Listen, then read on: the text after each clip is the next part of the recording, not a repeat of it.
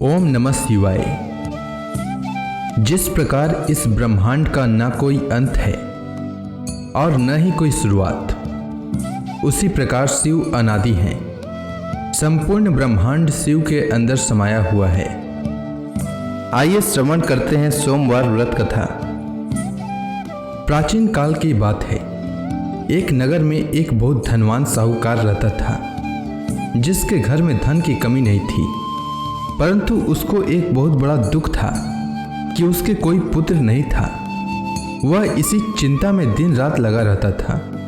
वह पुत्र की कामना के लिए प्रत्येक सोमवार को शिव जी का व्रत और पूजन किया करता था तथा सायंकाल को शिव मंदिर में जाकर शिव जी के सामने दीपक जलाया करता था।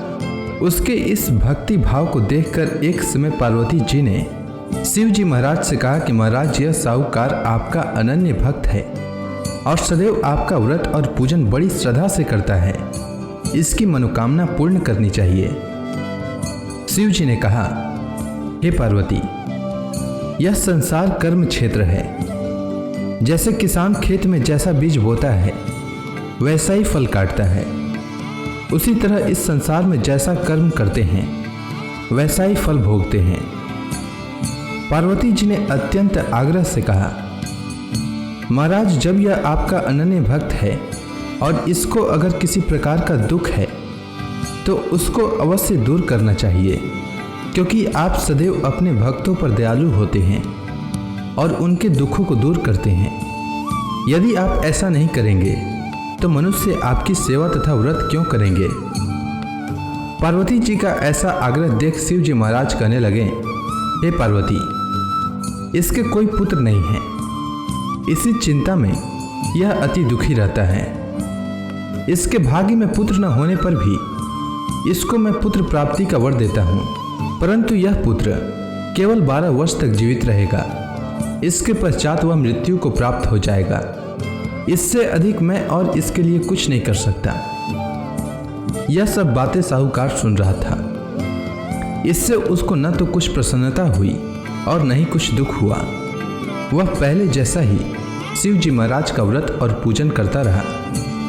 कुछ काल व्यतीत हो जाने पर साहूकार की स्त्री गर्भवती हुई और 10वें महीने में उसके गर्भ से अति सुंदर पुत्र की प्राप्ति हुई। साहूकार के घर में बहुत खुशी मनाई गई, परंतु साहूकार ने उसकी केवल 12 वर्ष की आयु जानकर अधिक प्रसन्नता प्रकट न की और न ही किसी को भेद ही बताया। जब वह बालक 11 वर्ष का हो गया तो उस बालक की माता ने उसके पिता से विवाह आदि के लिए कहा, तो वह साहूकार कहने लगा कि अभी मैं इसका विवाह नहीं करूंगा, अपने पुत्र को काशी जी पढ़ने के लिए भेजूंगा। फिर साहूकार ने अपने साले अर्थात बालक के मामा को बुला करके उसको बहुत सा धन देकर कहा, तुम मेरे बालक को काशी जी पढ़ने के लिए ले जाओ और रास्ते में जिस स्थान पर भी जाओ यज्ञ तथा ब्राह्मणों को भोजन कराते जाओ। वह दोनों मामा भांजे यज्ञ करते और ब्राह्मणों को भोजन कराते जा रहे थे। रास्ते में उनको एक शहर पड़ा। उस शहर में राजा की कन्या का विवाह हो रहा था। दूसरे राजा का लड़का जो विवाह कराने के लिए बारात लेकर आया था, वह एक आंख से काना था। उसके माता पिता को इस बात को लेकर बड़ी चिंता थी कि कहीं वर को देखकर कन्या के माता पिता विवाह में किसी प्रकार की अड़चन पैदा न कर दें। इस कारण जब उसने अति सुंदर सेठ के लड़के को देखा तो मन में विचार किया कि क्यों न दरवाजे के समय इस लड़के से वर का काम चलाया जाए। ऐसा विचार कर वर के पिता ने उस लड़के और मामा से बात की तो वे राजी हो गए। फिर उस लड़के को वर के कपड़े पहनाकर तथा घोड़ी पर चढ़ाकर दरवाजे पर ले गए और सब कार्य प्रसन्नता से पूर्ण हो गया। फिर वर के पिता ने सोचा कि यदि विवाह कार्य भी इसी लड़के से करा लिया जाए तो क्या बुराई है। ऐसा विचार कर लड़के और उसके मामा से कहा, यदि आप फेरों का काम और कन्यादान के काम को भी करा दें तो आपकी बड़ी कृपा होगी और मैं इसके बदले में आपको बहुत कुछ धन दूंगा। तो उन्होंने स्वीकार कर लिया और विवाह कार्य भी बहुत अच्छी तरह से संपन्न हो गया। परंतु जिस समय लड़का जाने लगा तो उसने राजकुमारी की चुंदड़ी के पल्ले पर लिख दिया कि तेरा विवाह तो मेरे साथ हुआ है, परंतु जिस राजकुमार के साथ तुमको भेजेंगे वह एक आंख से काना है और मैं काशी जी पढ़ने जा रहा हूँ। लड़के के जाने के पश्चात उस राजकुमारी ने जब अपनी चुंदड़ी पर ऐसा लिखा हुआ पाया तो उसने राजकुमार के साथ जाने से मना कर दिया और कहा कि वह मेरा पति नहीं है, मेरा विवाह इसके साथ नहीं हुआ है, वह तो काशी जी पढ़ने के लिए गया है। राजकुमारी के माता पिता ने अपनी कन्या को विदा नहीं किया और बारात वापस चली गई। उधर सेठ का लड़का और उसका मामा काशी जी पहुंच गए। वहां जाकर उन्होंने यज्ञ करना और लड़के ने पढ़ना शुरू कर दिया। जब लड़के की आयु 12 वर्ष की हो गई तो उस दिन उन्होंने यज्ञ रचा रखा था कि लड़के ने अपने मामा से कहा कि मामा जी आज मेरी तबीयत कुछ ठीक नहीं है। तब मामा ने कहा कि अंदर जाओ और सो जाओ। लड़का अंदर जाकर सो गया और थोड़ी देर में उसके प्राण निकल गए।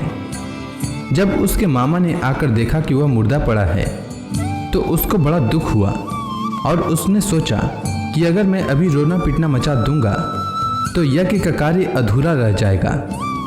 अतः उसने जल्दी से यज्ञ का कार्य समाप्त कर ब्राह्मणों के जाने के बाद रोना पीटना आरंभ किया। संयोगवश उसी समय शिव पार्वती जी उधर से जा रहे थे।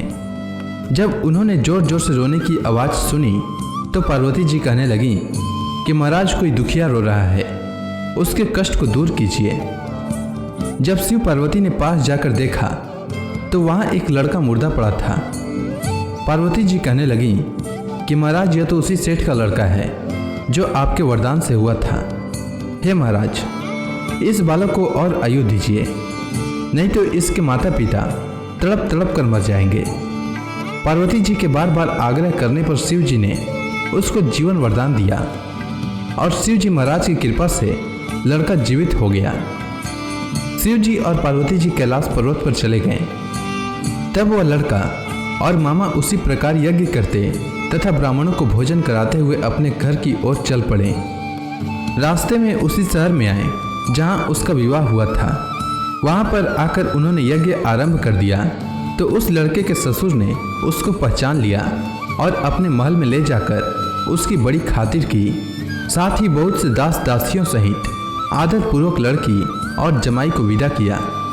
जब वह अपने शहर के निकट आए तो मामा ने कहा कि मैं पहले तुम्हारे घर जाकर खबर कर देता हूँ।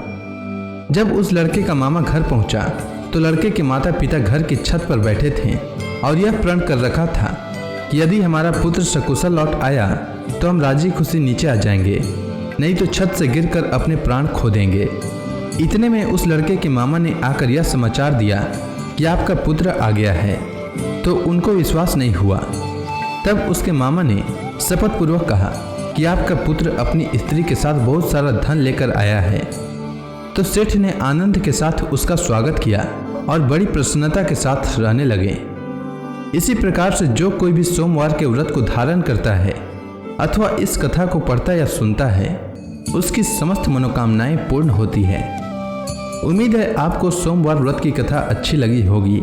अगर आपको यह वीडियो अच्छी लगी हो तो कमेंट सेक्शन में ओम नमः शिवाय लिखना न भूलें। धन्यवाद।